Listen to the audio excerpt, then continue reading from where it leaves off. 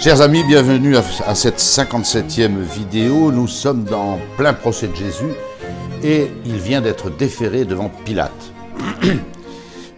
La raison, je l'ai déjà donnée plusieurs fois, bien sûr. Les Juifs l'ont condamné à mort, c'est clair, le Sanhédrin, et ils ne peuvent pas exécuter la sentence. Il faut donc le déférer devant Pilate. Ils sont déjà devant le palais. Ils n'entrent pas pour pouvoir manger la plaque le soir, nous l'avons dit.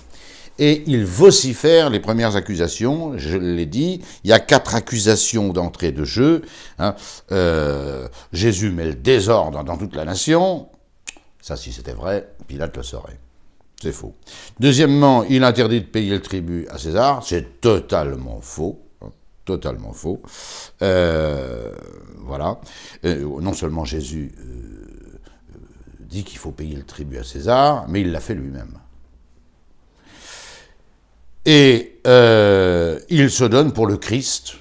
Bon, alors ça, Pilate s'en fiche complètement, mais le Christ, roi. Et c'est le seul grief des 4 qui va être retenu dans l'instruction de Pilate. Saint Jean, ça c'était Saint Luc, hein,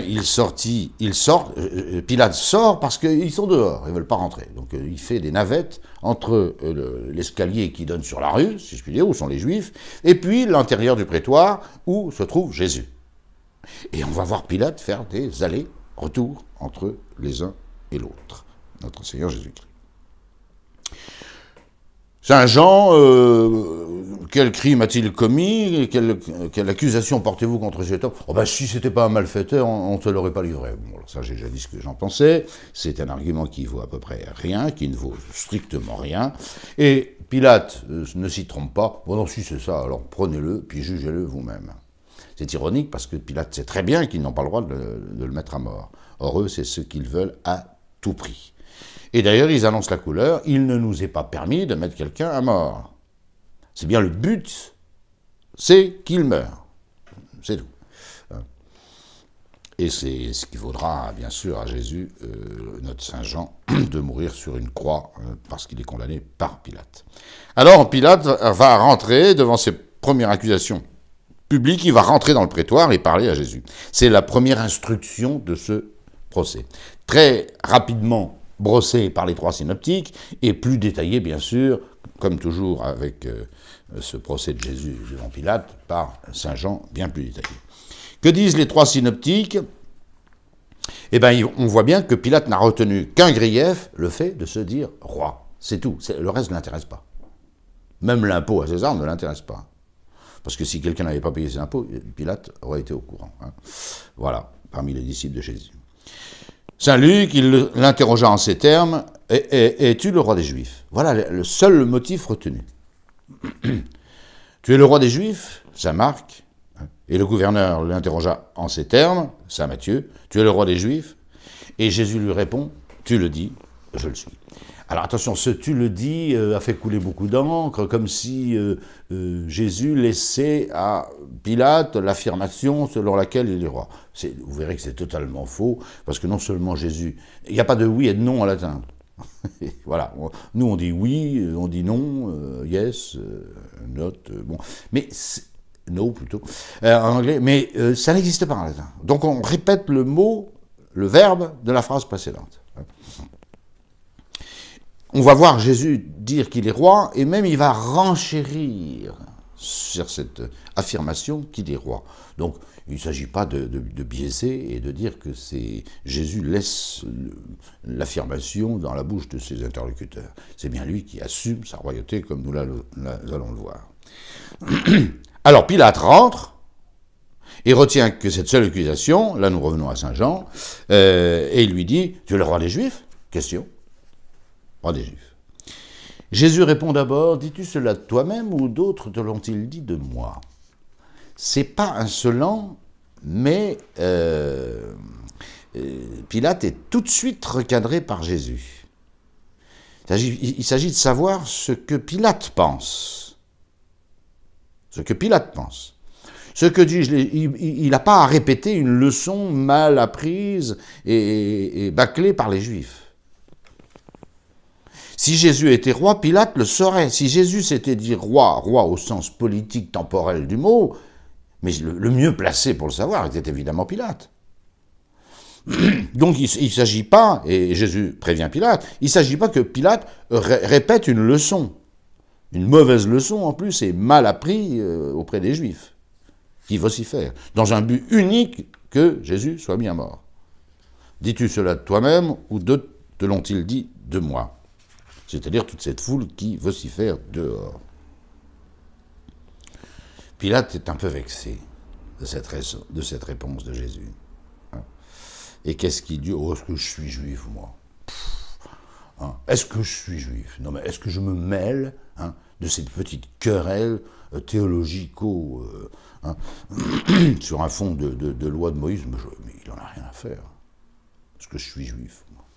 Est-ce que je me mette à répéter des slogans juifs comme ça, auxquels je n'entends rien, puis dont je me moque, et puis qui n'ont rien à voir avec le droit romain? Est-ce que je suis juif, moi? Ta nation et tes grands prêtres t'ont livré à moi. Qu'as-tu fait? Voilà ce qui importe. Voilà. Et Jésus, alors, va attaquer sur le seul grief, enfin répondre plus exactement sur le seul grief, est-ce que tu es roi ou pas? Est-ce que Jésus est roi ou pas? Voilà, la question, c'est celle-là. Le reste n'a pas d'importance. Jésus répond et il va calmer Pilate, qui va prendre le parti de Jésus. C'est terrible, cette passion. Parce que quand on lit ce texte, on a toujours l'impression que Pilate va se ressaisir et renvoyer promener ces Juifs en leur disant, écoutez, il n'y a aucun motif de condamnation, circulez, il n'y a plus rien à voir. On a l'impression que Pilate va prendre la bonne décision. Puis finalement, il va prendre la décision la plus catastrophique et la plus scandaleuse. Mais Jésus calme la Pilate. Après cette petite remarque à la limite de la dialectique, je ne dis pas de l'insolence, parce que Jésus n'est jamais insolent avec l'autorité, qu'il reconnaît toujours, mais il va rassurer complètement Pilate. Si ma royauté venait de ce monde, mes serviteurs auraient combattu pour que je ne fusse pas livré aux Juifs. Autrement dit, si je m'étais proclamé roi au sens politique qui puisse inquiéter l'Empire romain, l'empereur et Pilate, ben ça se saurait. Et puis le mieux averti de ces tentatives, ben ce serait Pilate. Et donc Pilate peut croire Jésus. Personne n'a combattu. Il y en a qu'un qui a tiré une épée pour couper l'oreille du grand prêtre, c'est Saint-Pierre, il s'est fait rabrouer, remettre en place et ranger son artillerie. Voilà. Mais maintenant, mes gens n'ont pas combattu. Il n'y a pas eu de combat. Ma royauté n'est pas d'ici. Jésus-Christ ne dit pas que sa royauté n'existe pas. Il dit que la source de sa royauté n'est pas ici-bas. Elle n'est pas dans les combats politiques, militaires, les guerres, voilà. Comme c'était le cas tout le temps pour les illuminés qui se prenaient pour le Christ, ou voire pour le roi. Ou un zélote qui levait des troupes pour combattre la puissance romaine et finalement récupérer l'autonomie, l'indépendance d'Israël. Et peut-être de ramener un roi sur le trône d'Israël, qui ne soit pas un roi de pacotille comme Hérode. Bon. Il n'y a pas eu de tout ça. Jésus le dit à Pilate. Il ne conteste pas qu'il soit roi, bien sûr, mais s'il était roi au sens politique, le mieux informé, ce serait Pilate. Et il n'y a pas eu de combat. Il n'y a pas eu de levée d'armée, il n'y a pas eu de conscription, il n'y a rien eu de tout ça. Mais ma royauté n'est pas d'ici-bas. Mais Pilate ne s'y trompe pas. Il voit bien que Jésus ne conteste pas le fait qu'il soit roi. Alors Pilate lui dit, mais alors tu es roi tout de même, même si ta royauté est un peu spéciale, tu es roi quand même, tout de même. J'aime bien ce tout de même traduit du grec par le Père Lagrange. Alors tu es roi tout de même. Et vous voyez, Jésus, alors là Jésus ne va pas reculer, ni laisser à Pilate l'initiative de cette affirmation de sa royauté, il va la prendre à son compte avec une puissance extraordinaire. Tu le dis, je suis roi, dit Jésus. Tu le dis, c'est oui ça. Tu le dis, tu dicis en latin. Je suis roi, on ne peut pas être plus clair. Et même Jésus renchérit, écoutez bien, toujours Saint Jean bien sûr, alors hein. Tu es roi? Oui, tu le dis, je suis roi. Et même, je suis né pour ça.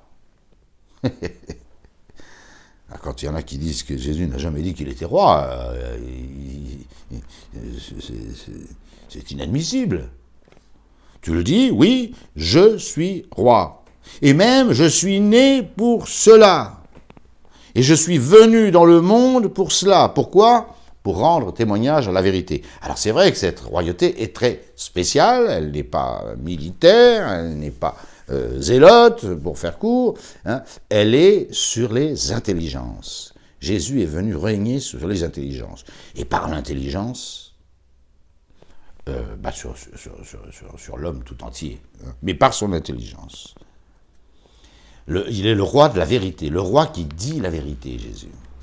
Pas un roi qui lève des troupes, pas un roi qui ferraille, un roi qui dit la vérité, le roi des intelligences. Et quand on tient l'intelligence des hommes, on tient tout le reste. Je suis venu dans ce monde pour ceci, pour la royauté, pour rendre témoignage à la vérité. Et cette phrase gigantesque, quiconque est de la vérité, écoute ma voix. Ça, c'est le lion de Juda qui rugit encore.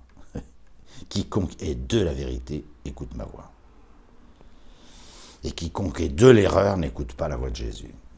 Et tous ceux qui n'écoutent pas la voix de Jésus sont de l'erreur. Et du diable, et du mensonge, hein, et des homicides que le diable orchestre depuis toujours, depuis qu'il est. Voilà. Menteur et homicide depuis le commencement. Il y a non pas un manichéisme, mais il y a dans l'évangile de Saint Jean des bons et des mauvais. Et ici, les bons, c'est clair, c'est ceux qui écoutent Jésus, qui a déjà dit, par le passé récent, je suis la voie, la vérité, la vie.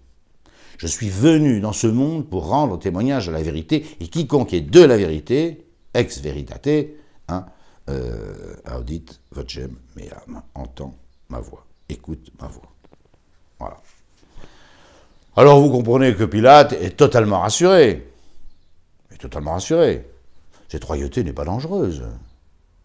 Elle n'a pas de roi temporel, politique, pas d'armée, pas d'administration, pas de crime à se reprocher, hein, pas de sédition, rien de tout ça, rien. C'est une royauté sur les intelligences. C'est une royauté de la vérité. La vérité. Oh, alors la phrase de Pilate, bon, qu'est-ce que la vérité? Elle dit deux choses, cette phrase. Qu'est-ce que la vérité? Elle dit d'abord ce qu'elle dit, c'est-à-dire que Pilate, la vérité, il s'en moque complètement. Hein, c'est pas son problème. Alors la vérité pour lui, c'est un fonctionnaire, hein, il a le droit, il l'applique, voilà. C'est tout. Voilà. C'est le premier sens. Il y a un sens beaucoup plus profond, évidemment. Est-ce qu'un homme peut dire la vérité, je m'en moque? Non, non, non, jamais. C'est pas parce que la plupart des hommes se moquent de la vérité, ne s'en soucient absolument pas. Elle n'est pas pour eux leur boussole, leur lumière. Aucun homme n'a le droit Aucun homme n'a le droit d'en user comme ça. Nous marchons à la vérité. Nous marchons à la vérité. Nous devons suivre la vérité. On ne peut pas dire qu'est-ce que la vérité. Y a-t-il d'abord une vérité? Hein, voilà. C'est tout à fait. Alors ça, c'est tout à fait latin. Hein. C'est pas grec, ça. Hein. C'est tout à fait latin. Fonctionnaire, fonctionnaire. Ne me demandez pas ce qui est vrai ou ce qui est faux, hein, ça n'a aucune importance pour moi, je m'en moque complètement. Ce qui est vrai, hein, c'est que je suis au service de César, et que je suis gouverneur romain, et puis que j'applique le droit romain. Le reste, la vérité, voilà. Et puis n'oubliez pas que la vérité qui règne dans le monde romain, il y a deux tendances. Il y a la tendance épicurienne, c'est-à-dire on calcule ses plaisirs pour s'en procurer le maximum, vous voyez un peu le niveau où ça vole. Et puis vous avez le stoïcisme, qui est la philosophie la plus aristocratique de l'Empire romain, avec de grandes figures comme Sénèque, comme Marc Aurèle, comme Épictète. Bon, très bien. Là, c'est l'orgueil cadenassé de ces gens qui n'acceptent d'être contrariés, d'être bloqués par rien. Voilà. Je domine tout, je suis maître absolu, au moins de moi-même. Voilà la vérité dans l'Empire romain.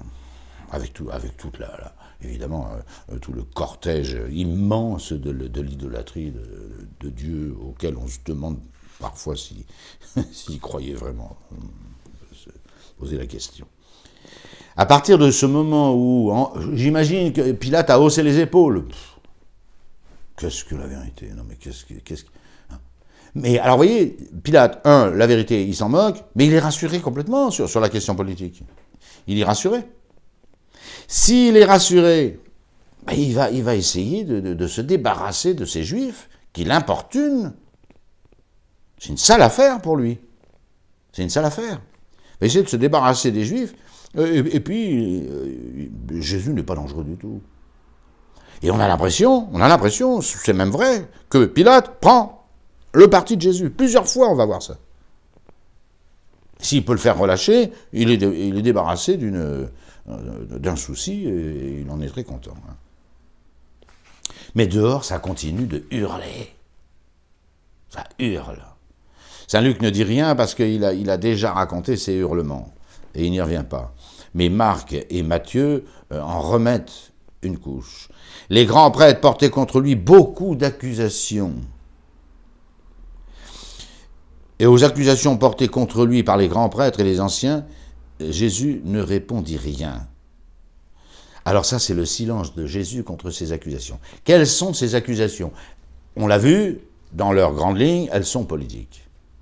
Elles sont politiques. Le seul moyen de convaincre Pilate, c'est de faire de la politique. Jésus a fait de la politique, Jésus est un agitateur, Jésus interdit de payer le tribut à César, j'ai fait justice de toutes ces calomnies, et surtout il se dit le roi. Mais roi, c'est fini. Pilate a compris que la royauté du Christ n'était pas du tout dangereuse pour l'Empire romain. Pas du tout. Voilà. Mais il multiplie en vociférant dehors, où Pilate fait encore des navettes, c'est une scène invraisemblable, il multiplie les accusations. Sans doute toutes d'ordre politique. Et Jésus se tait. Et ça marque énormément Pilate. Deuxième point en faveur de Jésus, c'est qu'il ne répond pas, j'allais dire, au même niveau catastrophique de ces accusations des Juifs. Il ne répond pas, il se tait. Et Pilate est très intrigué de ce silence de Jésus. Les évangiles le notent. Il ne répond rien à ces accusations nombreuses portées contre lui. De sorte, ça marque, de sorte que Pilate fut dans l'étonnement. Les accusés, en général, hurlaient leur innocence par tous les moyens possibles. Attendez, quand on risque de se faire crucifier et condamner à mort à la croix, vous savez qu'on répond aux arguments. On répond. Jésus ne répond pas aux arguments. En vérité, il a déjà toujours tout dit et tout répondu. Même chose en Saint Matthieu. Et il ne lui répondit sur aucun point, de sorte que le gouverneur fut très étonné. Parce qu'on imagine que Pilate relaie les accusations des Juifs. Mais ils disent ça. Silence. Mais ils disent ça aussi, dehors, ça hurle. Silence. Et parmi les accusations, il y a celle-ci. Alors Pilate ressort, devant ce silence de Jésus, il ressort sur son perron ou sur son balcon, j'en sais rien, et il dit aux foules des Juifs, c'est le Sanhédrin au complet, avec tous les satellites, etc., et tous les serviteurs, les grands prêtres, etc. Bon. Premier verdict de Pilate, je ne trouve en cet homme rien de criminel. Il faut prendre ça au sens le plus juridique du mot. C'est-à-dire qu'il n'y a pas de causa du droit romain pour inquiéter Jésus. Il n'y a rien de criminel dans cet homme. Donc je ne peux pas le condamner. Et là, un gouverneur romain, j'ai eu l'occasion de vous le dire déjà, ne s'amusait pas avec ça. Hein. Attention, on ne s'amuse pas avec ça. Condamner quelqu'un à mort sans une causa du droit romain, on était déboulonnés, comme sont déboulonnés en un coup de téléphone les préfets en France. On peut, un préfet, c'est prestigieux en France. Hein. C'est tout le pouvoir du gouvernement local. Avec le maire, il négocie, etc. Bon. Mais le préfet est souverain. Mais attention, comme les préfets français, les gouverneurs romains pouvaient être déboulonnés par l'empereur, je ne dis pas sur un coup de téléphone, mais séance tenante. Et en particulier, s'il s'était permis de juger contre le droit romain. C'est-à-dire sans causa. Et c'est ce que dit Pilate. Il n'y a pas de causa dans cet homme. Causa au sens technique du mot, hein, juridique, voilà. Mais eux insistaient avec force en disant « Il soulève le peuple en enseignant dans toute la Judée et depuis la Galilée où il a commencé, jusqu'ici, Galilée, toc, tilt, Galilée. » Pilate ne sait pas qui est Jésus. Il vient de découvrir son existence. Précisément parce que Jésus n'a fait aucun trouble en Judée et sous son gouvernement. Okay. Et puis il entend, mais ça a commencé en Galilée, cette affaire-là, là. Voilà. Galilée. Galilée. Chouette, se dit... Alors là, c'est un bon plan, se dit Pilate. Il est galiléen. Ah oui, on l'en assure. Il est galiléen. Puis c'est sur les 2 ans et demi de ministère de Jésus public, eh bien, il y en a plus d'1 an et demi qui sont en Galilée. Donc c'est pas faux. Est-ce que Jésus est galiléen? Oui et non. Hein. Je l'ai déjà dit. Pour moi, Jésus est un juif. Selon le droit du sol et selon le droit du sang, Jésus n'est pas de Nazareth, en Galilée, il est de Bethléem, de Juda. C'est clair. C'est clair. C'est pas parce qu'il y aura marqué sur la croix Jésus de Nazareth, roi des Juifs, on reviendra sur cette inscription qui est hallucinante, hein, et à laquelle nous sommes tellement habitués, puisque nous parlons, nous, de Jésus de Nazareth. Voilà. Jésus a vécu longtemps, 30 ans, enfin 25 ans, c'est l'Égypte d'abord, hein, mais 25 ans en Galilée, à Nazareth précisément, c'est sûr, c'est établi par l'Évangile, mais est-ce que Jésus, au point de vue du sang, sa lignée par la Vierge Marie et légalement par son père Joseph, est-ce que Jésus est judéen ou galiléen? Réponse, il est judéen, par son sang. C'est un juif, un vrai juif. La Samaritaine ne s'y était pas trompée. Elle parle de Jésus comme d'un juif, c'est-à-dire un habitant de la Judée. Et puis, pareillement pour le droit du sol, Jésus est né à Bethléem de Juda. Et précisément parce qu'il était judéen. J'ai déjà dit ça, je n'y reviens pas. Mais Pilate entend que tout ça a commencé en Galilée. Et que Jésus soulève, prétendument, les foules depuis la Galilée où il a commencé. Quoi? Galiléen? Alors, il dit, mais il est galiléen? Et réponse de ces Juifs, oui, il est galiléen. Et puis le mépris qu'avaient les Juifs de Jérusalem pour la Galilée, hein, encore pire pour la Samarie, mais peu importe, est patent. Même certains apôtres, est-ce qu'il peut sortir quelque chose de bon de Galilée, et de Nazareth en particulier? Possible. Donc ça ne les gêne pas du tout d'affirmer que Jésus est galiléen. Mais ça fait les affaires de Pilate. Bon plan, se dit Pilate. J'arrive pas à me débarrasser hein, de ce procès pénible et difficile, hein, où les Juifs lui forcent la main. Ça, Pilate n'aime pas, hein, que les membres du Sanhédrin et tous les Juifs de Juda essayent de lui forcer la main. Ça, non. Là, il n'aime pas ça du tout. Il n'aime pas ça du tout. Il n'a pas d'affection désordonnée pour les Juifs, là. Et pour les Sanhédrites. Mais alors, loin s'en faut. Hein. Il entend parler de Galilée, il se renseigne, il le sait, qu'Hérode était à Jérusalem ces jours-ci. Hérode, Antipas, hein, le fils d'Hérode le Grand, qui règne en ce moment, c'est lui qui a mis à mort il n'y a pas longtemps, enfin si, ça a commencé à faire un peu de temps, plus d'1 an, mais Jean-Baptiste, un type d'une cruauté, d'une sensualité, d'une libidineux autant qu'on peut l'être. Hein. Souvenez-vous de la mort de Jean-Baptiste, décapité en plein milieu d'une fête avec les femmes qui dansent, les alcools et tout ça, et les coteries, Hérodiade, Salomé, enfin, bon, c'était l'horreur. Voilà. Et ça, il était habitué à ce genre de choses. Habitué à ce genre de choses. Mais il habitait habituellement à Tibériade, la grande ville du bord du lac, puisqu'il était tétrarque de Galilée. La Galilée, vous savez que c'est le nord de la Palestine actuelle.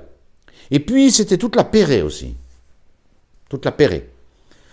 Il y avait des tétrarchies au nord, Philippe, Lysanias, Abilène, etc. Mais le gros morceau, c'était la Galilée et la Pérée. La Pérée à l'est du Jourdain. Voilà, territoire immense, presque aussi grand que la Galilée. On voit que Jésus allait en Pérée se réfugier. La retraite qu'il fait, quand il redescend vers Jérusalem pour son dernier voyage, il passe longtemps dans la Pérée. Voilà. Bon plan pour Pilate. Il avait un château, une résidence à Bethléem. Il n'avait pas, à Jérusalem, bien sûr. Il n'avait pas de pouvoir à Jérusalem et dans la Judée. Aucun. Il était tétrarque de Galilée et, je l'ai dit, de la Pérée. Les Romains n'avaient pas voulu sous-traiter l'autorité politique en Judée. Et c'était directement le gouverneur romain qui avait pouvoir sur toute la Judée. La raison est très simple. C'est que le cœur d'Israël, c'est la Judée, bien sûr, avec sa capitale, Jérusalem, et il ne faut pas sous-traiter ça. Parce que c'est de là que partent toutes les coteries, les séditions, les révoltes, etc., des zélotes. Donc ça, voilà. Et donc, l'empereur avait mis une légion à Césarée sur la côte, et une cohorte permanente à Jérusalem. Et cette cohorte, on la voit, elle est commandée par un tribun. Hein. Habituellement, Pilate n'était pas à Jérusalem. Habituellement, Pilate gouvernait sa province depuis Césarée, sur la côte. Et c'est là où il avait une légion, 6000 hommes. Mais il y avait tellement de coteries et de séditions et de manifestations et de meurtres, on va voir le cas de Barabbas, qu'il y avait une cohorte, 600 hommes quand même, habituellement commandés par un tribun, mais évidemment sous les ordres du gouverneur, qui lui, je me répète, était à Césarée. Mais le jour de grande fête, eh bien, le procureur lui-même montait. Il montait à Jérusalem pour prendre les décisions très rapidement. D'ailleurs, on voit bien qu'il arrive, et c'est la fête de Pâques dans un jour, 2 jours, et il a un procès sur les bras considérable. Et puis il a d'autres accusés, il a Barabbas dans ses geôles, et probablement pas mal d'autres. Galilée, cet homme est galiléen, alors Pilate le renvoie à Hérode. Il le prévient, il envoie un petit grenadier voltigeur qui prévient Hérode, qui lui envoie Jésus. Hérode est très content, et ça tombe bien. Et puis vous voyez, ça va permettre à Pilate de se ranger à l'avis, de faire porter une responsabilité à Hérode dans ce procès qui l'agace. Le procès de trop. Voilà. Pilate, encore une fois, ne veut pas qu'on lui force la main. La vérité, il s'en fiche, les querelles juives, il s'en fiche, hein, tout ça, mais comme gouverneur romain, il ne faut pas qu'on faut pas qu'on essaye de le pousser dans un sens. Il a horreur de ça. Et puis il a un mauvais souvenir, il faut peut-être le rappeler maintenant, il y a 2 ans et demi, hein, il s'était permis, mais je crois que j'ai déjà dit, de faire rentrer dans le temple des armoiries énormes et des trophées romains avec des dieux de l'Empire romain sur les écussons, sur les boucliers, etc. Et là, scandale pour les Juifs de voir ces idoles dans le temple. Hein. C'est un peu l'abomination de la désolation, j'ai eu l'occasion de le dire.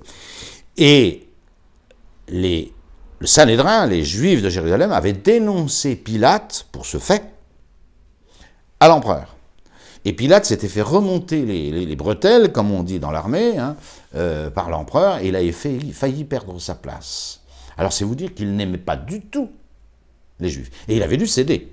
Il avait retiré tous ses labarums, hein, tous ses boucliers, toutes ses, hein, voilà, tous ses écussons à l'effigie des faux dieux, des idoles romaines. Hein, voilà.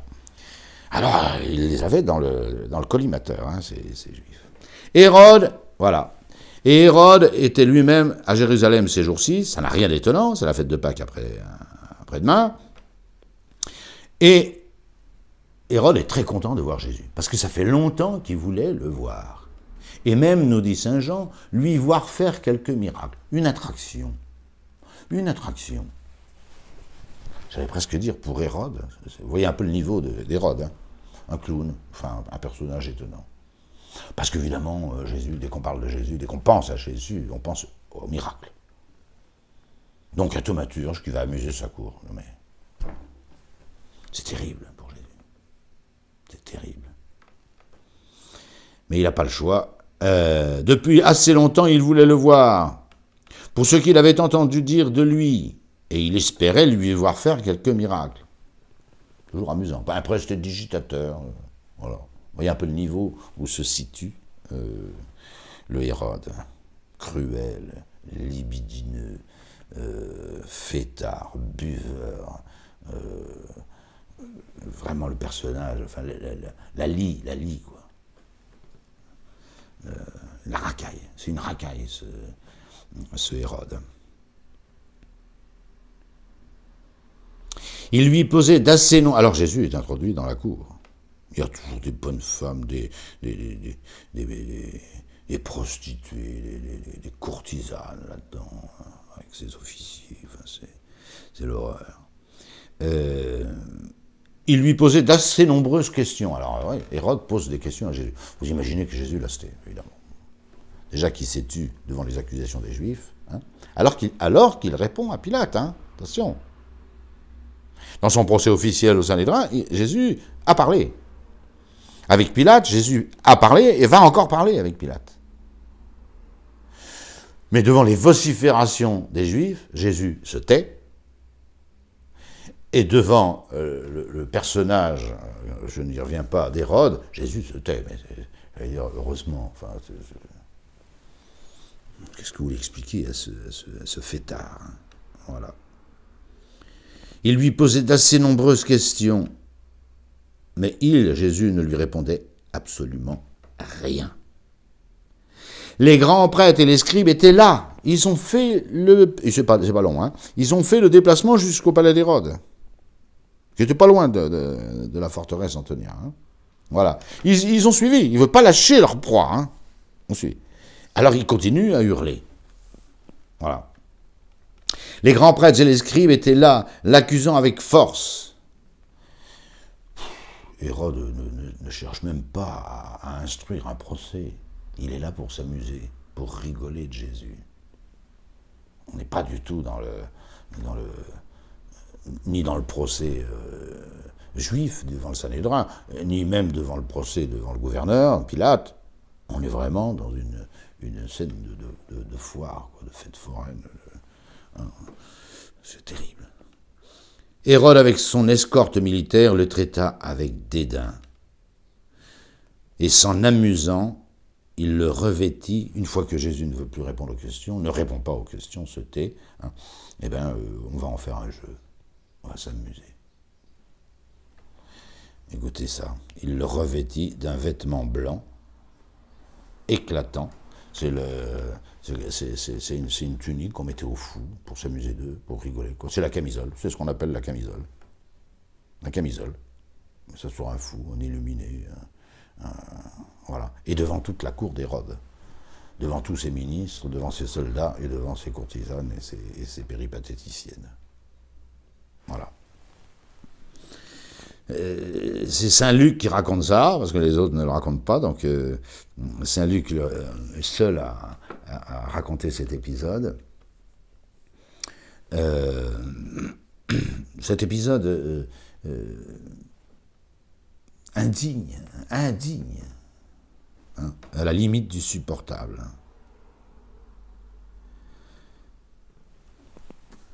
Il le revêtit d'un vêtement blanc éclatant, vous imaginez les colibés, le niveau des insultes et des blagues. Hein. Et des blagues. Et il le renvoya ensuite à Pilate. Et en ce jour, c'est connu ça, Hérode et Pilate devinrent amis l'un de l'autre, car auparavant, ils étaient ennemis. Évidemment que le gouverneur romain n'aimait pas beaucoup ce roitelet qui gouvernait à sa place, si je puis dire, la Galilée et la Pérée. Voilà. Mais là, comme ils se renvoient un service mutuel, au fond, ni l'un ni l'autre ne veulent ni ne peuvent juger Jésus. Voilà. Pourquoi? Mais pour deux raisons. Parce que devant les Juifs, ils auraient l'impression de céder, et c'est toujours mauvais pour l'autorité de céder, hein.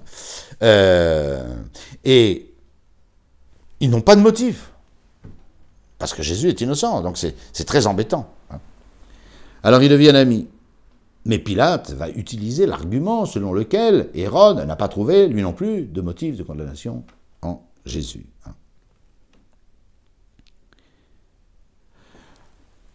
En disant cela, alors Jésus revient devant la forteresse Antonia, où il y a le prétoire, et les Juifs dehors qui continuent à vociférer. Pilate sortit de nouveau vers les Juifs, et il leur dit... Pour moi, je ne trouve, c'est la deuxième fois qu'il le dit, je ne trouve en lui, en Jésus, aucun motif de condamnation. Aucun motif de condamnation. Voilà. Et il va même ajouter, au paragraphe suivant, et Hérode non plus. Hérode non plus n'avait pas le ius gladii. Hein, parce que peut-être sinon les Juifs auraient demandé à Hérode d'exercer son droit. Voilà. Le successeur d'Hérode Antipas, Hérode Agrippa, aura ce ius gladii. Et c'est motu proprio qu'il décidera de décapiter Saint Jacques le Majeur en 42. Pas besoin de recourir au gouverneur. Voilà. Mais Hérode Antipas n'a pas ce ius gladii. Et puis les Juifs... savent qu'en Judée, il n'est pas dans sa juridiction. C'est important. J'imagine qu'en Galilée, il pouvait infliger des peines de mort. Mais en Judée, il n'a aucun pouvoir. C'est Pilate, le seul chef de la Judée. Pilate, ayant convoqué les grands prêtres et les magistrats, et le peuple, leur dit, « Vous m'avez déféré cet homme comme révolutionnant le peuple. J'ai instruit l'affaire devant vous. Et je n'ai trouvé cet homme coupable d'aucun des crimes dont vous l'accusez. Aucun. Il est innocent. Jésus est innocent. Pour Pilate, Jésus est innocent. Et il ajoute, c'est là, je vous l'ai déjà cité, et Hérode non plus. Il arrive de chez Hérode. Hérode, voilà. Hérode aurait pu mettre un petit papier, voilà. Voilà, moi je pense qu'il faut... Non. Hérode non plus. Car il nous l'a renvoyé. Hérode aurait pu décider de faire évacuer Jésus en Galilée. Et sans doute qu'en Galilée, il aurait pu légitimement, légalement en tout cas, instruire un procès de Jésus. Non. Il le renvoie à Pilate. Il n'a donc rien fait qui mérite la mort. Toujours la causa du droit romain. Il n'y en a pas. Donc, alors là, on tombe des nues. Donc, dit Pilate, après l'avoir châtié, je le relâcherai. Qu'est-ce que c'est que ce truc? Qu'est-ce que c'est que ce truc? Qu'est-ce que c'est que ce truc? Pilate dit qu'il ne trouve aucun motif de condamnation, qu'il ne peut pas donc le mettre à mort. Hérode n'a trouvé non plus rien à redire. Je vais donc le châtier. Quoi? Pourquoi? Comment? En vertu de quoi? Et le relâcher. Comme ça, on n'en parle plus. Et je me débarrasse. C'est complètement fou. C'est complètement fou. Alors on verra tout à l'heure, après la séance de Barabbas, on verra tout à l'heure que cette flagellation, car Pilate va décider d'imposer la flagellation romaine à Jésus. C'est pas une petite décision. Cette flagellation romaine est absolument terrible et on peut rester sur le carreau. Voilà. Alors il y a deux hypothèses d'après les évangiles. Bon, on va... Est-ce que cette flagellation que Pilate impose, à laquelle il condamne Jésus, et la flagellation qui précédait toujours la crucifixion, ou est-ce que c'est une flagellation, comme ça, gratuite, si je puis dire, pour amadouer le peuple, calmer le peuple?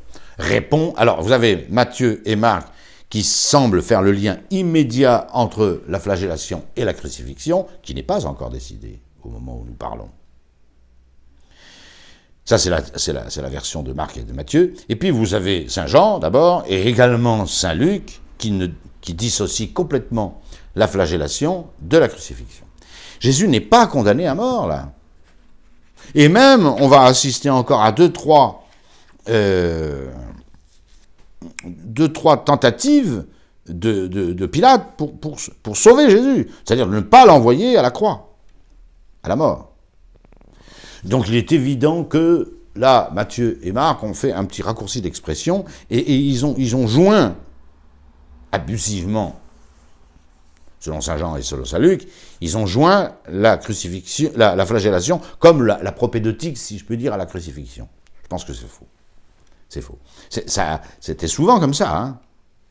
D'ailleurs, on ne crucifiait pas sans avoir flagellé d'abord.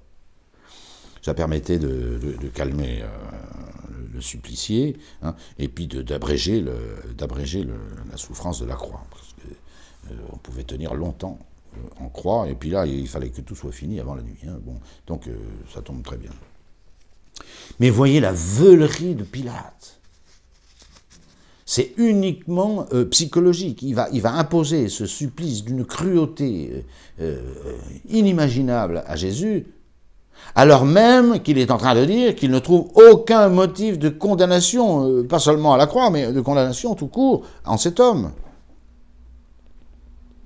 C'est de la psychologie à 3 balles, c'est de la politique de bas étage, hein. C'est sordide, c'est inqualifiable. Hein. C'est inqualifiable.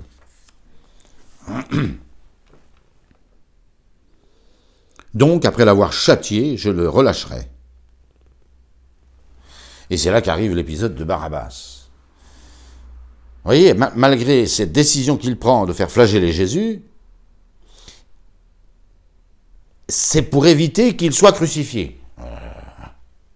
C'est là d'ailleurs on voit que Marc et Matthieu se trompent sur le motif, enfin sur l'enchaînement entre flagellation, je viens de le dire, et crucifixion. Même si, dans les faits, c'est comme ça. Ils ne se trompent pas, mais le motif semble erroné. Voilà. C'est bien pour éviter, c'est même pour éviter la crucifixion que Pilate fait flageller Jésus. C'est donc pas le protocole flagellation-crucifixion. Pilate cherche encore à relâcher Jésus, au moins lui éviter la crucifixion. Et alors là, il va trouver encore un subterfuge. Hein. À chaque fête, c'était une coutume, hein, d'accorder la liberté d'un prisonnier. Celui que la foule réclamait. Celui que la foule réclamait. Les Juifs avaient horreur que le gouverneur romain condamne un Juif. Un Juif appartenait à leur nation. Et le seul qui pouvait mettre à mort, on l'a déjà dit, c'est Pilate. Pilate mettait à mort, enfin le gouverneur romain pouvait mettre à mort des Romains, des Grecs de passage, d'autres, des païens. Et il le faisait, selon le droit commun. Bon, Barabbas, semble-t-il, vu son nom, était un fils à papa, c'est ça que ça veut dire. Bon. Barabbas.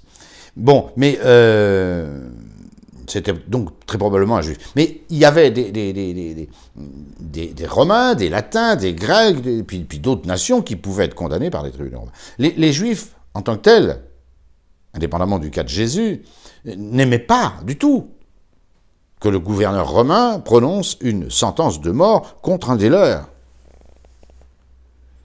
Et donc, cette appellation de roi des Juifs, on aura l'occasion d'y revenir, qui est absolument loufoque, bon, extraordinaire, mais éternel. Jésus de Nazareth, roi des Juifs. Bon. Mais ça, c'est une entourloupe de Pilate, nous le verrons. Hein.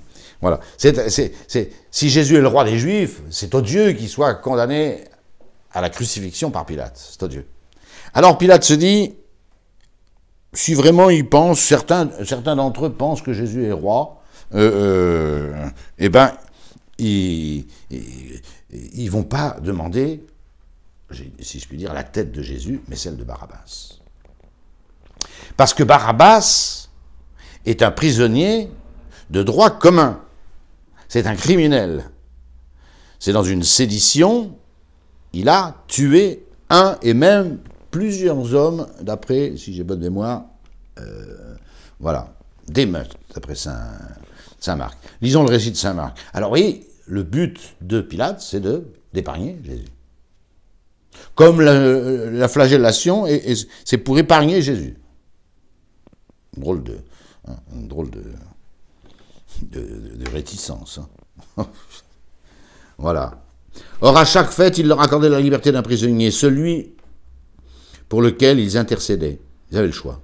Ce n'était pas Pilate qui décidait du nom de celui qu'il relâchait, c'était le peuple. Il y a des exemples dans Flavius Joseph, etc. Et c'était vrai. Ça arrivait dans d'autres gouvernatorats que celui de Pilate. Or, il y avait un nommé Barabbas, j'ai déjà dit ce que voulait dire son nom, retenu en prison avec des séditieux qui, dans la sédition, avaient commis des meurtres. Alors, est-ce que c'est les séditieux qui ont commis des meurtres, ou est-ce que c'est Barabbas? Voilà. Saint Luc dira qu'il avait commis un meurtre. Bon, je pense que c'est plutôt les séditieux qui avaient commis des meurtres. Autrement dit, il y avait dans les geôles de Pilate, il y avait plusieurs condamnés de droit commun pour meurtre.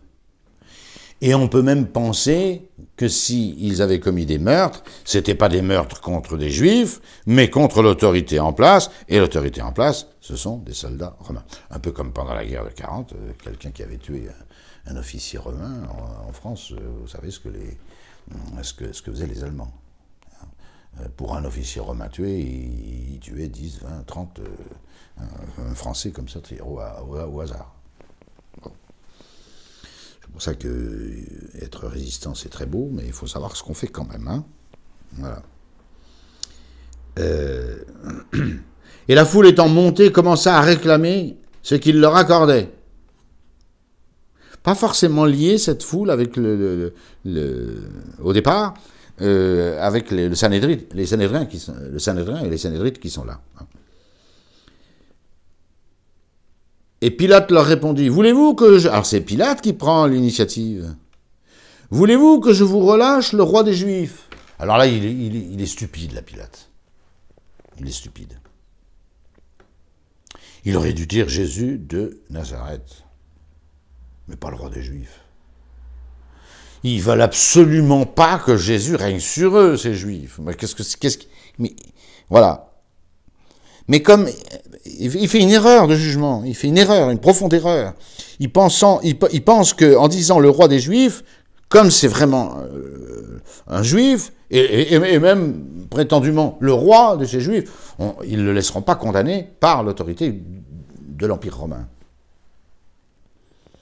Mais l'effet produit est totalement inverse. C'est-à-dire parce que ils veulent pas de Jésus. Ils veulent le tuer le plus vite possible et dans une mort honteuse. Alors, quand ils entendent parler du roi des Juifs, ça multiplie leur haine. Jésus n'est pas leur roi, ils veulent pas que Jésus soit leur roi. Ils diront même, pour finir d'obtenir la condamnation, qu'ils n'ont qu'un seul roi, c'est même pas Dieu. C'est César. Vous vous rendez compte où ils en sont. Alors là, Pilate, il est stupide. Mais il est stupide. Voulez-vous que je vous relâche le roi des Juifs, votre roi? Mais ils veulent de tout sauf de ça. De la royauté de Jésus sur eux. Voulez-vous que je vous relâche le roi des Juifs?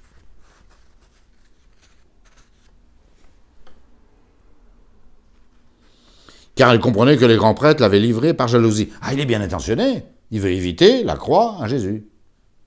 Ils sont jaloux de Jésus. C'est bien trouvé, ça. Ça, c'est vrai. Ils sont jaloux de Jésus. Bon, attendez. Il y a de quoi, hein. Voilà. Mais les grands prêtres excitèrent la foule afin qu'il accordât plutôt la liberté de Barabbas. N'importe qui, mais pas Jésus. N'importe qui, mais pas Jésus. Un meurtrier, on s'en fiche. Un juif, hein. Barabbas est juif. Donc, cette réticence à faire condamner un juif par le gouverneur romain peut jouer. Hein, peut jouer. Mais en tous les cas, c'est clair.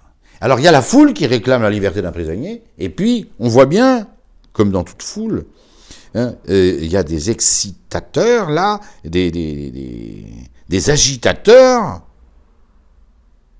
qui font hurler la foule dans le sens qu'ils souhaitent. C'est caractéristique, ça, des manifs. Voilà. Vous avez une cinquantaine de marxistes, ils peuvent vous faire crier à peu près ce qu'ils veulent à une foule. Voilà. Et Pilate insiste, et leur répondant encore, leur disait-il, « Que ferais-je donc de celui que vous nommez le roi des Juifs? Le roi des Juifs, votre roi ?» Il est stupide, là. En parlant de roi des Juifs, il les excite bien davantage. Hein. Et eux crièrent encore, « Crucifie-le, crucifie-le, lui !» Et Pilate insistait, « Je suis toujours Saint Marc, mais quel mal a-t-il donc fait ?» Hein. Mais eux criaient de plus fort, alors ils ne donnent plus d'arguments. Hein. Maintenant, c'est même plus les arguments, c'est plus les motifs, les causa, tout ça, ça a valsé. Ils sont en furie. Quel mal a-t-il fait? Crucifie-le. Et leur voix allait augmentant. C'est terrible. Hein. Bon, je lis rapidement Matthieu, mais il va nous dire exactement la même chose que Marc. Hein. À chaque fête, le gouverneur avait coutume d'accorder à la foule la liberté d'un prisonnier, à leur choix. Il y avait alors un prisonnier célèbre, nommé Barabbas. Alors donc, ils s'étaient rassemblés, Pilate leur dit, « Qui voulez-vous que je vous relâche, Barabbas ou Jésus appelé le Christ ?» Alors, d'après certaines versions de saint Matthieu, très anciennes, Barabbas avait aussi un autre prénom qui était Jésus. Donc il y avait Jésus, Barabbas, Jésus, le Christ. Ou Jésus, Barabbas, Jésus, il avait ce prénom. Voilà. Les versions plus récentes n'ont pas repris ce Jésus. Mais, j'allais dire, dans saint Matthieu, les vieilles versions de saint Matthieu comportent qu'il y avait un deuxième nom, ou surnom, ou prénom de Barabbas, qui était Jésus. Jésus, Barabbas, hein, Jésus, fils d'Abbas, voilà. Et c'est pas un amusement des évangélistes, ça. Voulez-vous que je vous relâche Jésus, Barabbas ou Jésus appelé le Christ? Déjà, le Christ, là encore, c'est malhabile. Pour les Juifs, Jésus n'est pas le Christ. C'est prestigieux, le Christ, en Israël. Il n'y en a qu'un, c'est l'envoyé de Dieu. Car ils savaient qu'on l'avait livré par jalousie, même version. Mais les grands prêtres et les anciens persuadèrent aux foules de demander Barabbas et de faire périr Jésus. Le gouverneur leur répondit, « Mais lequel des deux voulez-vous que je vous relâche ?» Ils répondirent, « Barabbas !» C'est plus des arguments maintenant, c'est des vociférations. Hein. Pilate leur dit, « Mais que ferais-je de Jésus, appelé le Christ ?» Ah, le Christ. « Qu'il soit crucifié !» Il répartit, mais quel mal a-t-il fait? On n'est plus dans l'instruction, là. On est dans le lynchage. Voilà. Mais quel crime a-t-il donc fait, hein? Et mais eux, ils criaient de plus en plus fort, hein, qu'il soit crucifié, qu'il soit crucifié. Voilà. C'est la haine à l'état pur. Que rajoute saint Luc? Or ils crièrent tous ensemble, « Fais périr celui-ci et relâche-nous Barabbas !» lequel avait été jeté en prison pour une sédition qui avait eu lieu dans la ville et pour un meurtre. Donc c'était un zélote, encore un. Voilà. De nouveau Pilate, c'est saint Luc, ça, s'adresse à eux, voulant relâcher Jésus. C'est clair.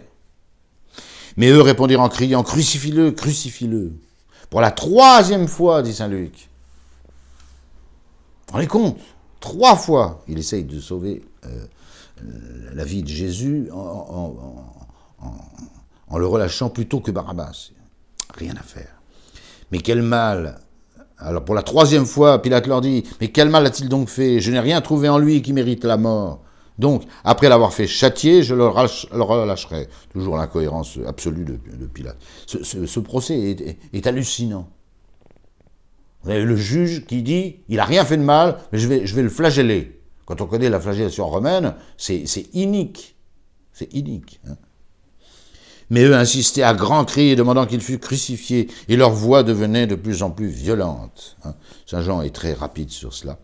Mais c'est une de vos coutumes que je vous délivre quelqu'un à la Pâque. Voulez-vous que je vous délivre le roi des Juifs? Encore la bourde. Hein.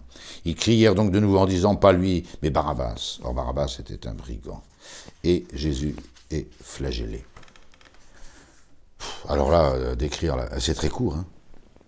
Marc 15, 15, Matthieu 27, 26 et Jean. Luc ne parle pas de la... Luc ne va parler ni de la flagellation, ni du couronnement d'épines.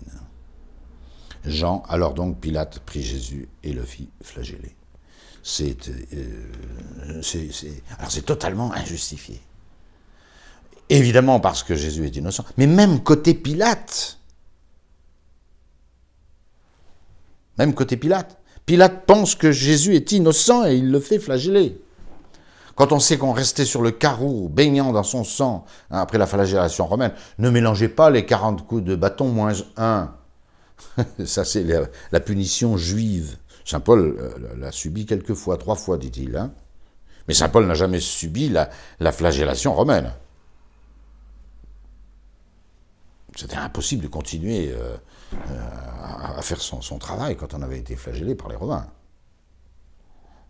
Le sang giclait partout, la peau partait en lambeaux, il restait que des os, et la peau et du sang partout. C'était l'horreur.